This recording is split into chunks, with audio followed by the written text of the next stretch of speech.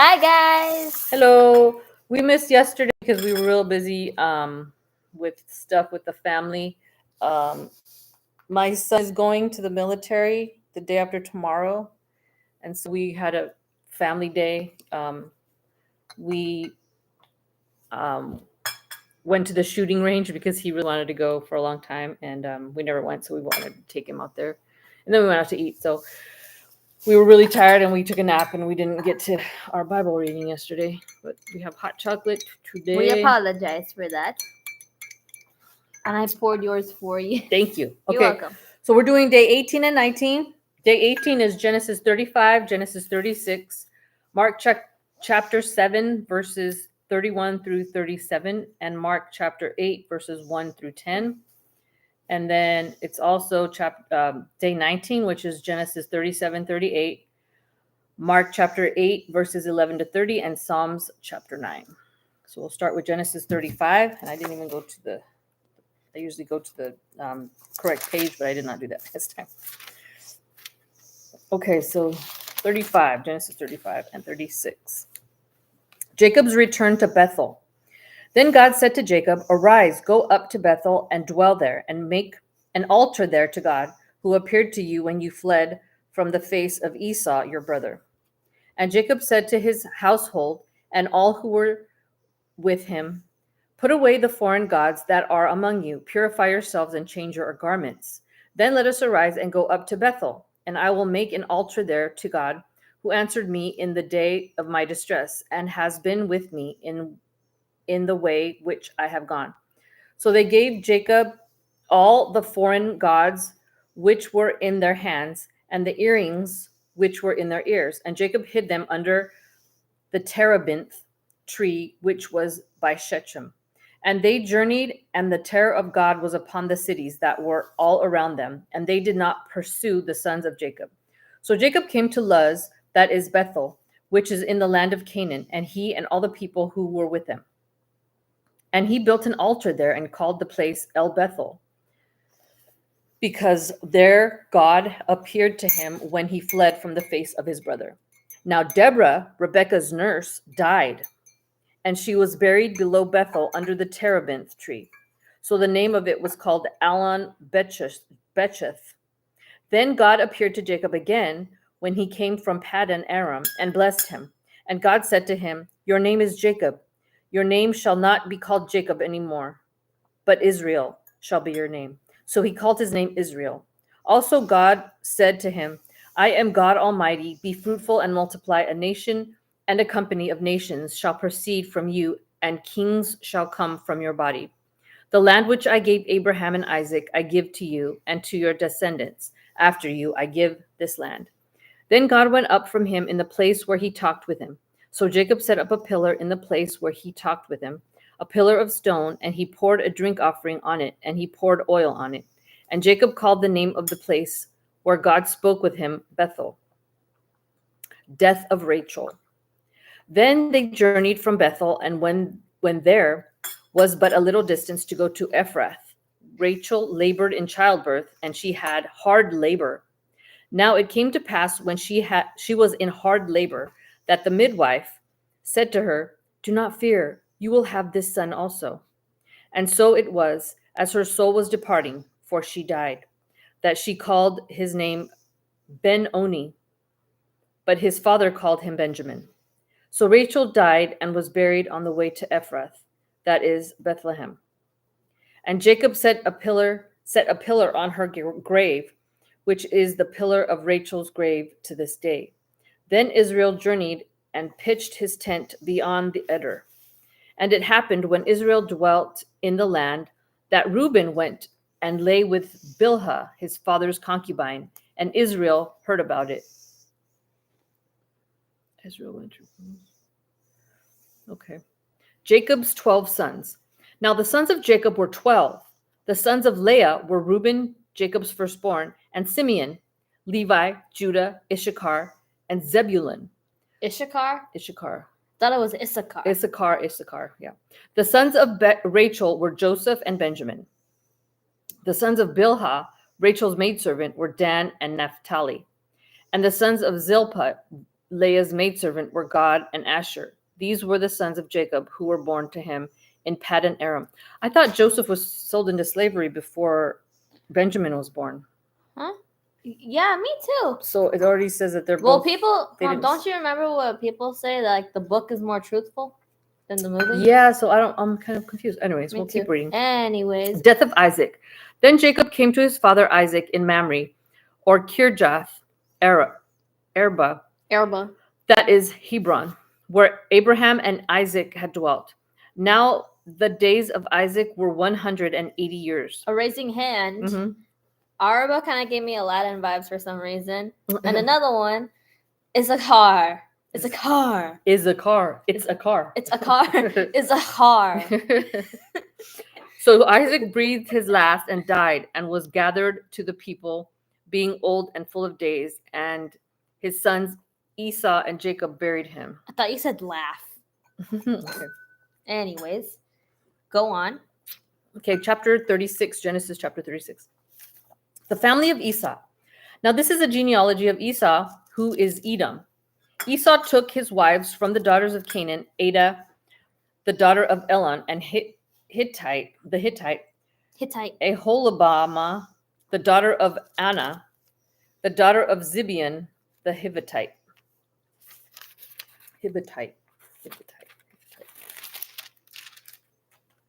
And Basemath, Ishmael's daughter, sister of Nebajoth. Now Adah bore Eliphaz to Esau, and Basemath bore Reuel. And Aholibamah bore Jeshua, Jalam, and Korah. These were the sons of Esau who were born to him in the land of Canaan. Then Esau took his wives, his sons, his daughters, and all the persons of the household, his cattle and his animals, and all his goods, which he had gained in the land of Canaan, and went to a country away from the presence of his brother Jacob. For their possessions were too great for them to dwell together, and the land where they were strangers could not support them because of their livestock. So Esau dwelt in Mount Seir. Esau and his Edom. And this is a genealogy of Esau, the father of the Edomites in Mount Seir. These were the names of Esau's sons: Eliphaz, the son of Adah, the wife of Esau, and Reuel, the son of Basemath, the wife of Esau. And the sons of Eliphaz were Tema, Omar, Zepho, Gatam, and Kenaz.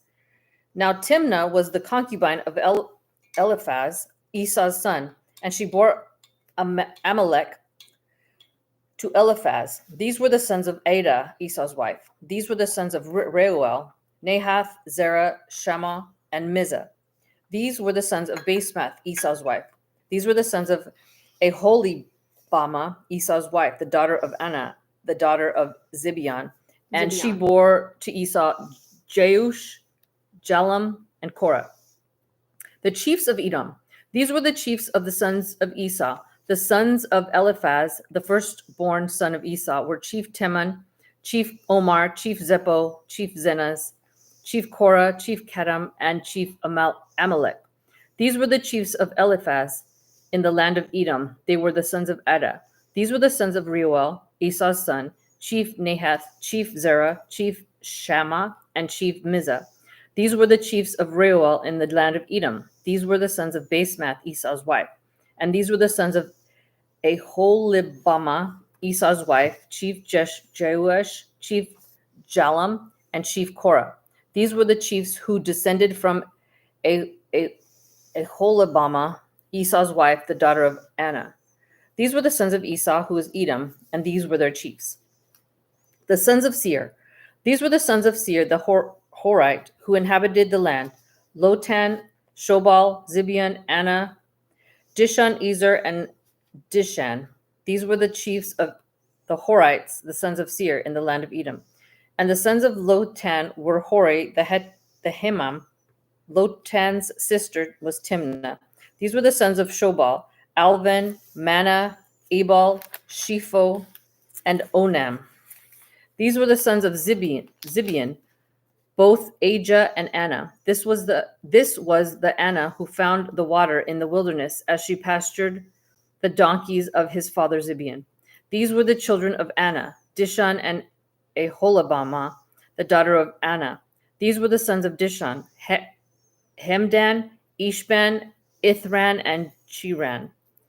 These were the sons of Ezer: Bilhah, Zavan, and Akan. These were the sons of Dishan: Uz and Aran. These were the chiefs of the Horites: Chief Lotan, Chief Shobal, Chief Zibian, Chief Anna, Chief Dishan, Chief Ezer, and Chief Dishan. These were the chiefs of the Horites, according to their chiefs in the land of Seir. The kings of Edom. Now these were the kings who reigned in the land of Edom before any king reigned over the children of Israel. Bela, the son of Beor, reigned in Edom, and the name of his city was Dinhabah. And when Bela died, Jobab, the son of Zerah of Bozrah, reigned in his place. When Jobab died, Husham of the land of the Temanites reigned in his place. And when Husham died, Hadad, the son of Bedad, who attacked Midian in the field of Moab, reigned in the place, and the name of his city was Avith. When Hadad died, Samlah of Masrekah reigned in his place. And when Samlah died, Saul of Rehoboth by the river reigned in his place. When Saul died, Baal-Hanan, the son of Achbor, reigned in his place.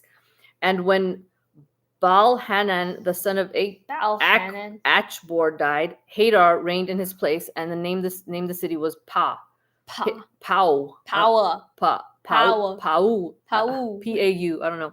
His wife's name was Mehetabel.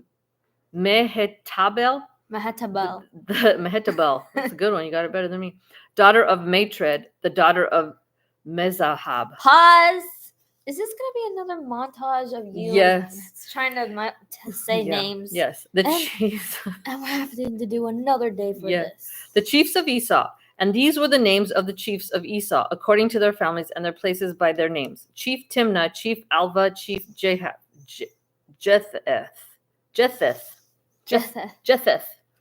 Chief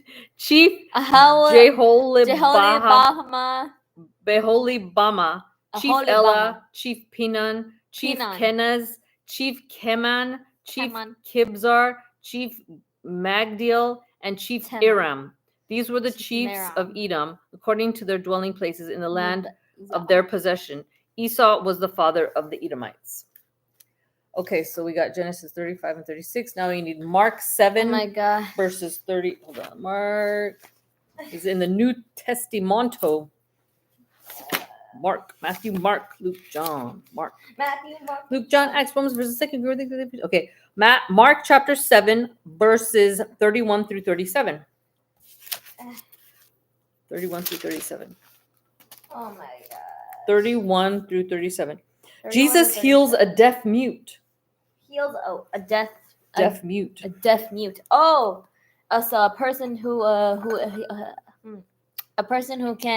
can't hear or speak. Correctamundo. Got it. Okay. Again, departing from the region of Tyre and Sidon, he came through the midst of the region of Decapolis to the Sea of Galilee.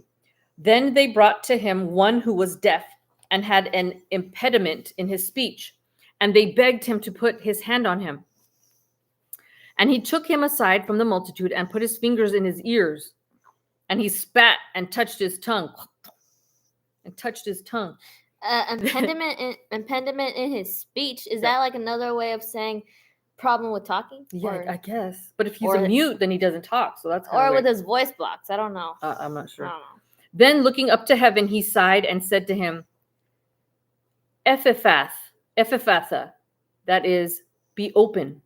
Immediately his ears were opened, and the impediment of his tongue was loosed, and he spoke plainly. Then he commanded them that they should tell no one. But the more he commanded them, the more widely they proclaimed it. And they were astonished beyond measure, saying, he has done all things well. He makes both the deaf to hear and the mute to speak. Whoa. Ephatha. As soon as you said that, I was just like, I was like this. I'm like, yeah, it's weird names. Okay, I can't. Okay, so now we have Mark chapter 8, verses 1 through 10. Feeding the 4,000. In those days, the multitude being very great and having nothing to eat, Jesus called his disciples to him and said to them, I have compassion on the multitude because they have now continued with me 3 days and have nothing to eat. And if I send them away hungry to their own houses, they will faint on their way. For some of them have come from afar. Then his disciples answered him, how can one satisfy these people with bread here in the wilderness? He asked them, how many loaves do you have? And they said, 7. So he commanded the multitude to sit down on the ground, and he took the 7 loaves and gave thanks, broke them, and gave them to his disciples to set before them, and they set them before the multitude. They also had a few small fish. Didn't we already read this story? I thought we already read about the loaves and fishes. Yeah, me too. Wasn't the 5,000 were fed though? This is 4,000. Whatever. Well, Matthew, Mark, Luke, and John are the same story. Did we read Matthew, Mark, or Luke? Oh, we read it in Mark. No, this is Mark. But how come we're reading it again? Did we read it on one? Because all the Gospels, they're the same story. It's just written by different people. So Matthew, Mark, Luke, John are the same story of when Jesus was on the earth, but it's written by Matthew, Mark, Luke, John. They all tell the story of Jesus while he was here. So Mom, you'll know why there are 2 Samuel books. Really? Yeah. Samuel? Yeah. there was I don't know if anyone watched this. It's called, probably not all people watch this. It's called The Amazing Book. It's like an episode of there's this funny question this mouse asks. He's like, we're first and second Samuel brothers, and then he's like, and the person who was Doc Thaddeus, that was the mouse's name. He's like, no, Samuel had 2 books named after him. They're silly. Okay, so they also had a few small fish, and having blessed them, he said to set them also before them. So they ate and were filled, and they took up 7 large baskets of leftover fragments. Now those who had eaten were about 4,000, and he set them away. Leftovers? Yeah, immediately got into the boat with his disciples and came to the region of Dalmanutha. See, they don't talk about having leftovers, or did they? Oh no, they said large baskets of leftovers. So that's what they said last time. But sometimes a story is said by the same event is said by different people, and one person will add something that the other person forgot and they didn't write it. So it's like some of them don't match, but it's because like if you and I were to go to the mall and have something happened and I told the story, and then you told the story, I would say things that you would have forgotten, and you would have said things that I would have forgotten. So I mean, just because it's not the exact same thing doesn't mean they must be lying. No, it's because you forget things, or you add things that the other person doesn't remember, or stuff like that. Okay. So I wanted to check it off, but whatever. Oh, I'm sorry. You can do the next one. Okay, you can do that. Okay, so Genesis next one 37. is Genesis 37. Let's go. Right there. Yeah. So this is day 19, guys. 19. Day 19. I didn't know the Joseph. Okay, I'm sorry. I didn't know the Joseph King of Dreams story was in Genesis. Yes. Now you know. See, that's what we need to read, so we can okay. know. Continue. Go ahead. Joseph dreams of greatness. Now Jacob dwelt in the land where his father was a stranger. In the land of Canaan. This is the history of Jacob. Joseph, being 17 years old, was feeding the flock with his brothers, and the lad was with the sons of Bilhah and the sons of Zilpah, his father's wives. And Joseph brought his father's wives. Anyways, I guess we're over that. And Joseph brought a bad report of them to his father. He's ratting his brothers out on something. Oh no. Now Israel loved Joseph more than all his children because he was the son of his old age. Also, he made him a tunic of many colors. But when the brothers saw that their father loved him more than all their brothers, they hated him and could not speak peaceably to him. Now Jealousy. Joseph, yes. Now Joseph, how would you feel if you had a younger sister and we just were, this other girl, and you were like, what about me? You would be mad. Yeah, so I don't know how they feel now. Mm-hmm. Well, maybe with my brother because right now he is being more important because he's leaving. Yeah, he's gonna leave. Yeah, but we love you both the same, little baby girl. Okay, let's not in front of the viewers. This is supposed to be Bible stuff, not family issues. Say whatever I want. Okay, back to the Bible. Now Joseph had a dream, and he told it to his brothers, and they hated him even more. Oh no. So he said to them, "Please hear this dream which I have dreamed. There we were binding sheaves in the field. Then behold, my sheaf arose and also stood upright. And indeed, your sheaves stood all around and bowed down to my sheaf." Okay, I'm gonna read something because you've always been reading. Oh, you want to read? You want to go from Okay. verse 8? Yeah, sure. That's an awesome idea. Verse 8. Yeah, I want to read something. Okay. And his brothers said to him, "Shall you indeed reign over us, or shall you indeed have dominion over us?" So they hated him even more for his dreams and for his words. Then he dreamed still another dream and told it to his brothers and said, "Look, I have dreamed another dream, and this time the sun, the moon, and the 11 stars bow down to me." Okay, this is number 10. So he told it to his father and his brothers, and his father rebuked him and said to him, "What is this dream that you have dreamed?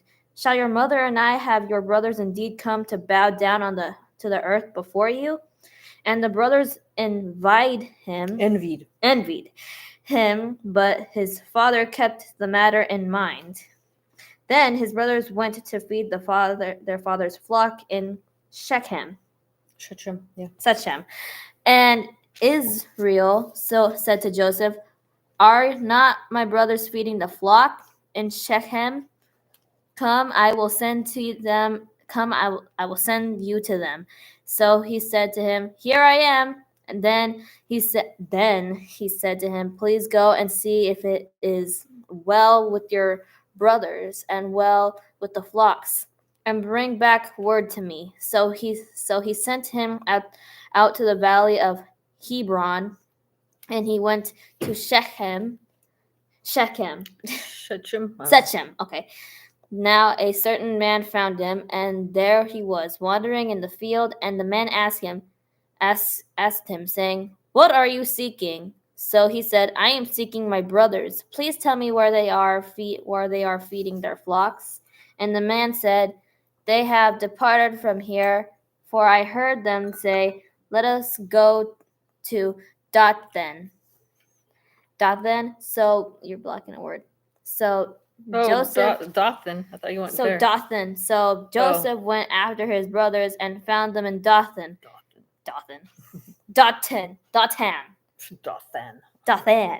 Anyways, now when they saw him afar off, even before they came near them, they conspired against him to kill him. Then they said to another, "Look, the dreamer is coming. Come therefore, let us now kill him and cast him into some pit. And we shall say, 'Some wild beast has devoured him.' We shall see what will become of his dreams." But Reuben heard it, and he delivered him out of their lands and said, "Let us not kill him."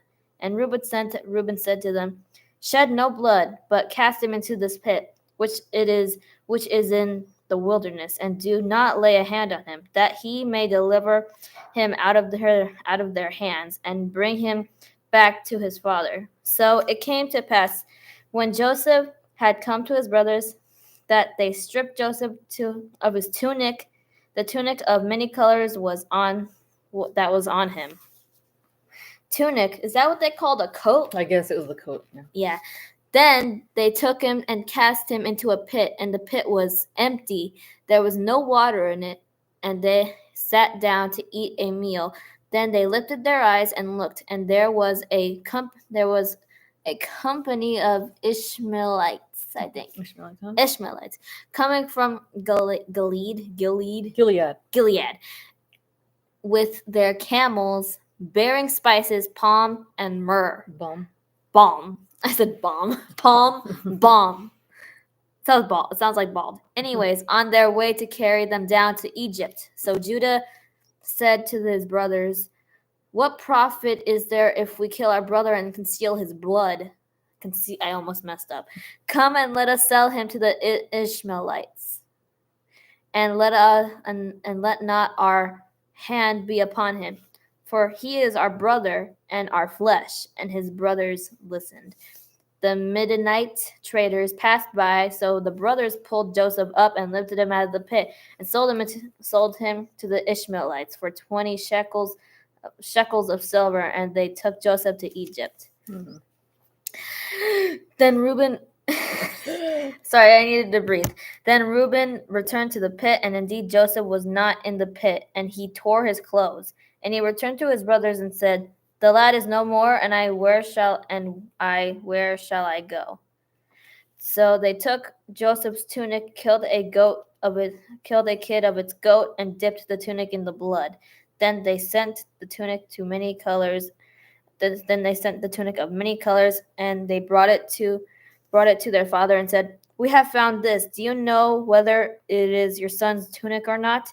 And he recognized it and said, "It is my son's tunic. A wild beast has devoured him. Without doubt, Joseph is torn to pieces." Then Jacob tore his clothes, put sackcloth on his waist, and mourned for his son many days. And all his sons and all his daughters arose to comfort him. Wait. I thought Jacob had one daughter. Maybe he had another one from another wife or something. I don't know. Who knows? I know. Okay, arose to comfort him. But okay, wait. And all of his sons and all his daughters arose to comfort him, but he refused to be comforted, and he said, "For I shall go down into the grave to my son in mourning." Thus his father wept for him. Now the Midianites had sold him in Egypt to Potiphar, an officer of Pharaoh and captain of the guard. I finished reading that entire You want me to thing. do the next chapter? Okay, I'm gonna check it off. Genesis 37. Check.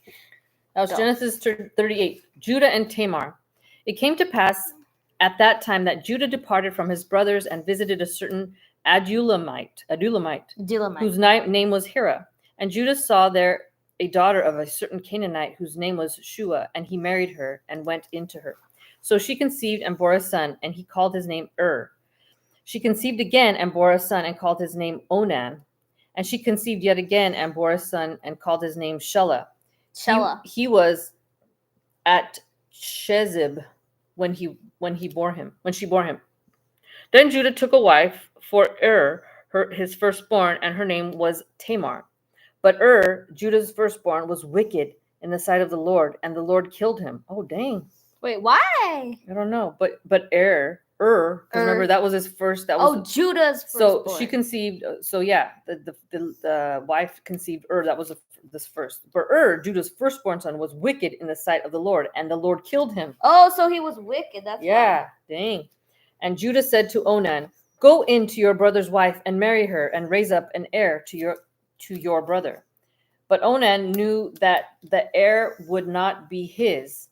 And it came to pass when he went to his brother's wife that he emitted on the ground, lest she should give an heir to his brother. My head hurts from reading. Okay. I don't know why. I'm sorry, go. So do you know what that means? It means I'm getting smarter. No, do you know what it means what I just read? So they told the brother, since the Lord killed Judah said to Onan, which was another brother, "Go into your brother's wife and marry her and raise up an heir to your brother." But Onan knew that the heir would not be his. And it came to pass when he went in to his brother's wife that he emitted on the ground, lest he should give an heir to his brother. Oh my gosh. He emitted on the ground. Admitted? No. Do you know? Okay, so when a guy puts his seeds in the girl, this means that he spilled it on the floor because he didn't want to get her pregnant. So he didn't make his seeds go in her. He put it on the floor. He didn't want her to. He knew that. So there's no heir? Right. So see, he didn't want to get her pregnant, even though they told him to. So, and the thing which he didn't, what? Comments. Oh, okay. I have a question. Are all angels children of God? Are all angels children of God? I think angels are they were from the beginning of the world. Like they were with God from the beginning before Satan went down to hell. So I don't think all angels they were just angels always. Like the angel Michael, the angel, there's another angel, I forgot the name, Gabriel. Those aren't, I don't think they're, I think I misunderstood children of God. I think they were just made. I'm not sure. I don't know in the Bible where it would say if they're children of God. I'm not sure. Like how Jesus and Satan's relation. Like how Jesus and Satan's relationship. Satan is jealous of his brother getting attention. Does he mean like jealous of Jesus? Oh, so they think, okay, so you're saying Jesus and Satan are brother. Satan is jealous of his brother. I don't know if Jesus and Satan were, before Satan was Satan, he was the most beautiful angel in the world, and he was in charge of all of the worship. And so Satan was, jealous of God, and that's why he took a third of the angels down who are now demons. Is it 1/3, right? Yeah, 1/3 of the angels went down to hell with Satan, and they became demons. But that's an interesting question, guys. Thank you for that. Mom, it's half an hour. Look at this. I know, but we still have to get through this. We have to get through this. Okay. Thanks. Good question, Pooh Vibes. Pooh Vibes. Is that? Sorry if I mispronounced your name. Pow Po. I don't know. Okay. Give an heir to his brother. Okay, so that's what happened there. Okay, and so how he spilled his seeds on the floor, that displeased the Lord. God didn't like that he did that. It says, and the thing which he did displeased the Lord. Therefore, he killed him also. So he spilled his seeds on the floor. So God said, "Nope, that killed you too." Wow! Don't mess with God. Oh my gosh, I can't. Okay, let me get through it. I'm sorry. Then Judah said to Tamar, his daughter-in-law, "Remain a widow in your father's house till my son Shelah is grown." For he said, lest he also die like his brothers. And Tamar went and dwelt in her father's house. Mm-hmm. Now, in the process of time, the daughter of Shua, Judah's wife, died, and Judah was comforted and went up to his sheep shearers at Timnah, he and his friend Hira the Adulamite. And it was told Tamar, saying, "Look at your father-in-law is going up to Timnah to shear his sheep." So she took off her widow's garments, covered herself with a veil, and wrapped herself, and sat in an open place, which was on the way to Timnah. For she saw that Shelah was grown, and she was not given to him as a wife. When Judah saw her, he thought she was a harlot because she had covered her face. Then he turned to her by the way and said, "Please, let me come into you." For he did not know that she was his daughter-in-law. Ooh. So she said, "What will you give me that you may come into me?" And he said, "I will send a young goat from the flock." So she said, "Will you give me a pledge till you send it?" Then he said, "What pledge shall I give you?" So she said, "Your signet and cord and your staff that is in your hand." Then he gave them to her and went into her, and she conceived by him. So she arose and went away and laid aside her veil and put on the garment of her widowhood. And Judah sent the young goat by the hand of his friend, the Alumanite, to receive the pledge from the woman's hand, but he did not find her. Then he asked the men of that place, saying, "Where is the harlot, and who was openly by the roadside?" And they said, "There was no harlot in this place." So he returned to Judah and said, "I cannot find her." Also the men of this place said, "There was no harlot in this place." Then Judah said, "Let her take them for herself, lest we be shamed. For I sent this young goat, and you have not found her." And it came to pass about 3 months after that Judah was told, saying, "Tamar, your daughter-in-law, has played the harlot. Furthermore, she is the child by harlotry." So Judah said, "Bring her out and let her be burned." Oh my God. When she was brought out, she sent to her father-in-law, saying, "By the man to whom these belong, I am with child." And she said, "Please determine whose these are, the signet and cord and staff." So Judah acknowledged them and said, "She has been more righteous than I, because I did not give her to Shelah my son." And he never knew her again. Now it came to pass at the time for giving birth that, behold, twins were in her womb. Oh, she was having twins. And so it was when she was giving birth that the one put out his hand, and the midwife took a scarlet thread and bound it on his hand, saying, "This one came out first." Then it happened as he drew back his hand that his brother came out unexpectedly, and she said, "How did you break through? This breach be upon you." Therefore his name was called Perez. Afterward his brother came out, who had the scarlet thread on his hand, and his name was called Zerah. Okay, so that's the end of 38. Check. Now we need Mark chapter 8. So it's possible you can have 2 babies at a time? Well, yeah. I don't know if they'll come out at the same time. That would be no, really, no, no, no, no. That would be really painful. How? That's gotta hurt. So that's gotta hurt. Yeah. So Okay. they usually come out one at a time. Mark. Next one is Mark 8, chapter 8 to 11 to 30. Verses 11 through 30. Verses 11 30. The Pharisees seek a sign. Then the Pharisees came out and began to dispute with him, seeking from him a sign from heaven, testing him. But he sighed deeply in his spirit and said, "Why does this generation seek a sign? Assuredly, I say to you, no sign shall be given to this generation. Beware of the leaven of the Pharisees and Herod." And he left them, and getting into the boat again, departed to the other side. Now the disciples had forgotten to take bread, and they did not have more than one loaf with them in the boat. Then he charged them, saying, "Take heed, beware of the leaven of the Pharisees and the leaven of Herod." And they reasoned among themselves, saying, "It is because we have no bread." But Jesus, being aware of it, said to them, "Why do you reason because you have no bread? Do you not yet perceive nor understand? Is your heart still hardened? Having eyes, do you not see? And having ears, do you not hear? And do you not remember? When I broke the 5 loaves for the 5,000, how many baskets full of fragments did you take up?" Then they said to him, 12. Also, when I broke the 7 for the 4,000, how many large baskets full of fragments did you take up? And they said, 7.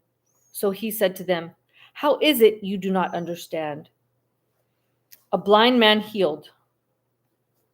Then he came to Bethsaida, and they brought a blind man to him and begged him to touch him.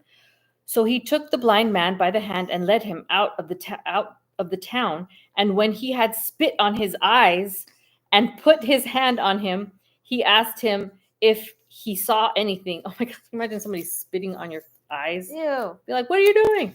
Don't put your Don't saliva. spit on me." Don't put your saliva on me eyes. That is Jesus' spit. I said me eyes. Yeah. And when he had spit on his eyes, he put his hand on him and asked him if he saw anything. And he looked up and said, "I see men like trees walking." Then he put his hand on his eyes again and made him look up. And he was restored and saw everyone clearly. Then he sent him away to his house, saying, "Neither go into the town nor tell anyone in the town." So every time he heals someone, he says, "Don't tell anybody." And then they go tell everybody. "You snitches! Don't tell anyone." Okay, I promise. Hey, guess what, everyone? What are you doing? Mom, look. If God heals me from an injury, I will immediately, if he tells me not to tell someone, I won't tell it. Okay? They were too excited. Okay. Peter confesses Jesus as the Christ. Now Jesus and his disciples went out to the towns of Caesarea Philippi, and on the road he asked his disciples, saying to them, "Who do men say that I am?" So they answered, "John the Baptist, but some say Elijah, and others one of the prophets." He said to them, "But who do you say that I am?" Peter answered and said to him, "You are the Christ." Then he strictly warned them that they should tell no one about him. Nobody. Wow. Okay. What? So that's it. So Psalms in chapter 9 now. Check. That's Next in the one. Old Testament. Old Testament. 39 books in the Old Testament. Each one's apart. You know that song? Yes, I do. Okay. If y'all know that song, it's a good song.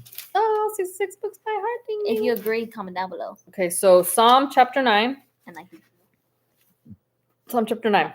Prayer and thanksgiving for the Lord's righteous judgments. To the chief musician, to the tune of Death of the Sun, a psalm of David.